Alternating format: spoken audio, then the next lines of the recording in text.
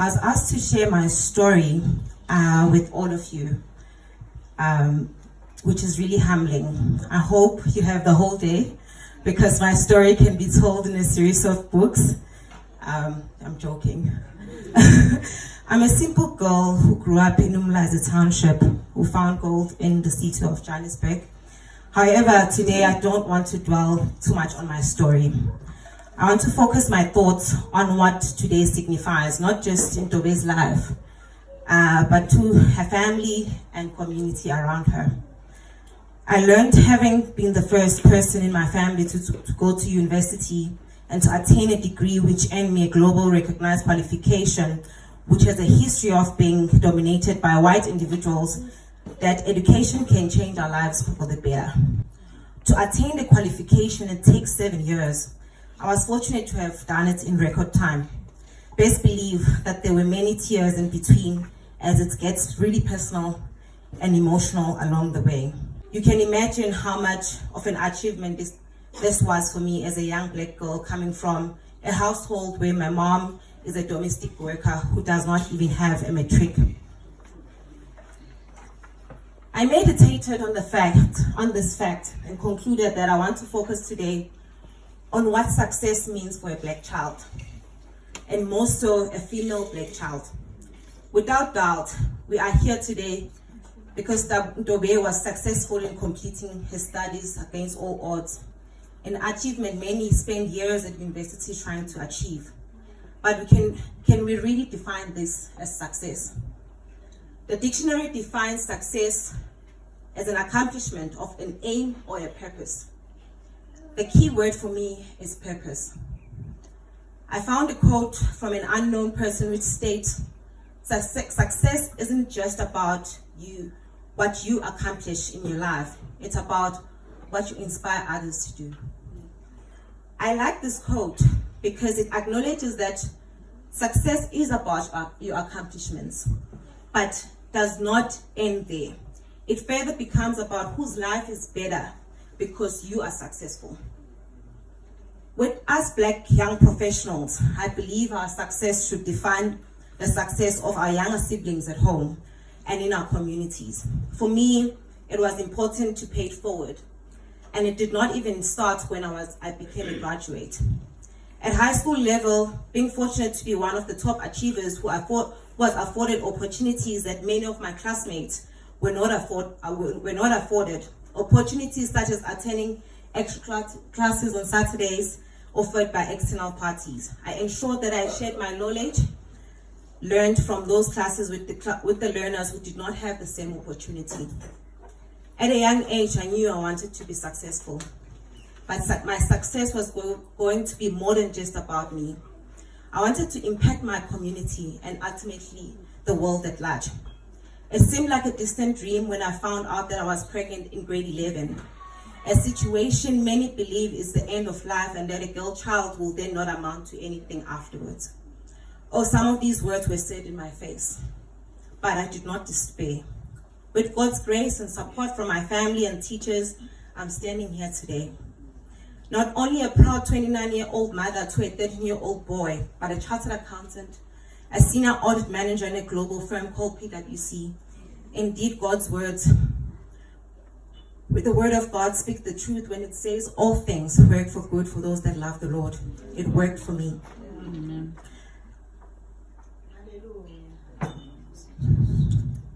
I worked hard to get to where I am today. But I do believe that God's grace carried me through because many of the young girls who find themselves in similar situations never go back to school. A sad reality that I work each day to prevent through my mentoring of young girls in townships of Johannesburg and some from here at home. I take every opportunity to share my story at schools and universities that a minor setback such as teenage pregnancy does not have to change your destiny. I believe that falling pregnant at 16 years old and subsequently achieving my dreams led to my purpose. My purpose is to inspire and impact my world one girl at a time. This needed to start at home, as my name is Charity. Charity does begin at home. I will admit though that it has been difficult, as I find that strangers are more likely to take my advice than the people I grew up with. My one niece is currently studying towards her education degree, and the others we're still working with to help them identify what they're good at and enjoy doing, which will ultimately be their careers. Now, Tobe and fellow graduates in the room, now that you are successful, whose life is better because of you? Your purpose does not have to be the same as mine, but I can only hope that somehow it's linked to people. What is your purpose? All of us are wonderfully and fearfully made by God to live a life full of purpose. Do not say that you don't have one. It's there inside of you waiting for you to awaken it. We are who we are because of people. Even the African proverb tells us that umuntu ngumuntu ngabantu. The success of a black child can be hard if we do not pay it forward. There's a lifetime. I personally do not like being the trophy of my family and community as one who is successful. I want all of us to look back and marvel at how we came, how we have came and how much we have achieved, where we can reminisce on the nights we went to bed with no food in our tummies and still achieve greatness against all odds. I want to share my success with girls that will say, I thought finding out I was pregnant as a teenager was the end of me. Yet when I heard your story, I was inspired to push on. And today I'm a qualified accountant like you, or a doctor, or an actor, and even an engineer. Can you imagine that life? A life where a young man will grow up knowing that women are equally capable and powerful, as we come from a world where women's job was reduced to the kitchen and raising kids. My son sees how much I work hard and how much impact I make each day, not just in his life or my family, but the world around me. Success. Really, what we see today is more than just about us. We thought we came to celebrate Tobe, but no. Tobe's success has opened doors to many opportunities to those that follow her. It's not easy. There's much work that needs to be done. And our government needs to still ensure that when our brothers and sisters graduate, they have jobs that can absorb them. We can only hope that change will come after this week's elections. However, the government is distant. We ourselves need to start working in our own communities. Do not be comfortable in your fancy jobs, homes, and all the luxuries, yet back home in your communities, people can't make ends meet. By simply giving of your time to mentor one girl or one boy, that will go a long way. The struggle continues because when you join the corporate world, you just realize how small of a ratio we as Black professionals are. You realize that no one ever taught you how to be a professional, whereas our white counterparts spoke about this on dinner tables with their moms and dads who are CEOs of top companies. You find that even communication becomes an issue. So we have to teach our brothers and sisters these skills today so that by the time they join the workforce, it's not too much of a culture shock for them. Black women, it's even tougher for us. I personally have struggled with adapting as a professional and with communication. Who are we as women? We are mothers, sisters, wives, friends, and so much more. We can be emotional and overly sensitive at times, but best believe that the power in us cannot be measured. We are capable of being anything and everything we set our minds to. We create things that are beyond us and unqualified for. I mean, my own mother, who is unqualified according to the world standards and yet raised me, a powerful woman who sits in boardrooms of listed companies, who has traveled the world and worked overseas. What a phenomenal woman she is. And yet no one gives her credit for that because according to them, she's not qualified. We just need to stick together, girls. Unhealthy competition can only set us back. Let us support each other and celebrate one another. Best believe we do this and do it well, we will be unstoppable. I want to end And I want to end with the fact that for us to get here, Tobe and I did not happen overnight. I recall our days with Tobe in the corridors of Velabathega High School where we met. We constantly wanted to be better. Attended Saturday schools, even found ourselves at school on Sundays at times, simply because we yearned for success. There was competition, a healthy one, on who would do better at maths and science because she knew I was always going to beat her in our accounting. With all of that, we mostly worked together and never wanted any of us to be left behind with not understanding a certain topic.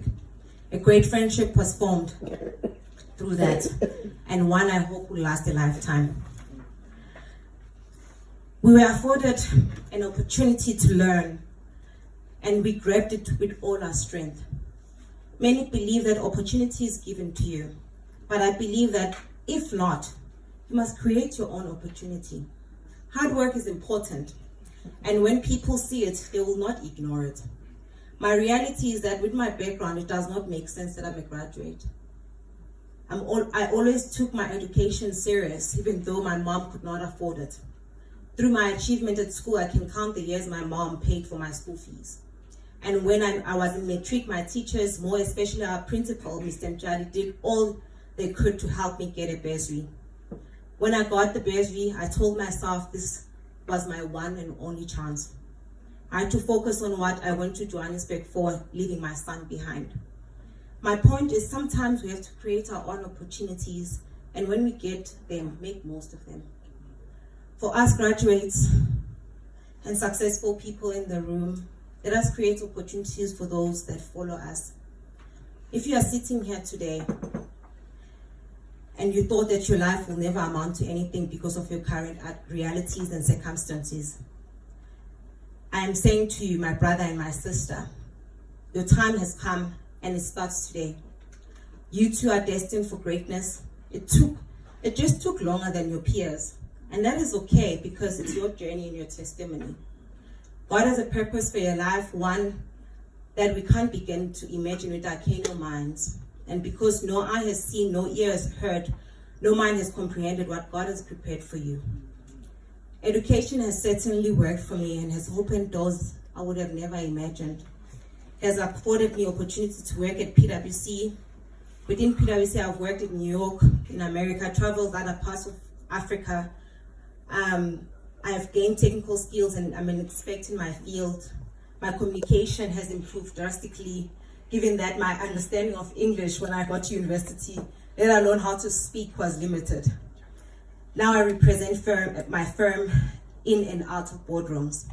My family's life is better because of my achievements. I've been able to put my niece through university for 2 years until she obtained NSFAS funding. It has also afforded me the opportunity to put my son in one of the best private schools where he has all the resources he needs to learn and be inspired to be the best that he can be. Now he has the opportunity to engage on dinner tables with me about business and current affairs because his mom is educated. These are just some of the examples I've enjoyed so far and continue to reach even greater heights. For my concluding remarks, I will end with two of the scriptures that kept me as a young girl until this day.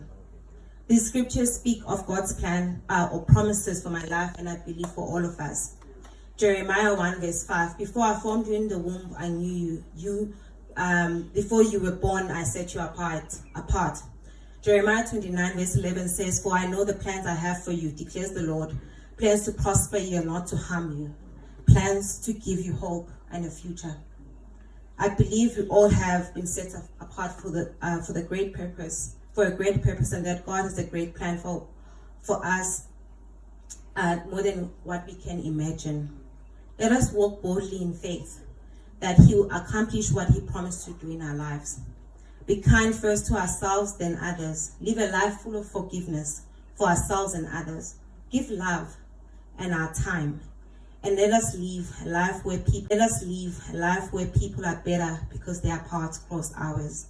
My name is Charity Simamane. I thank you for your time and God bless.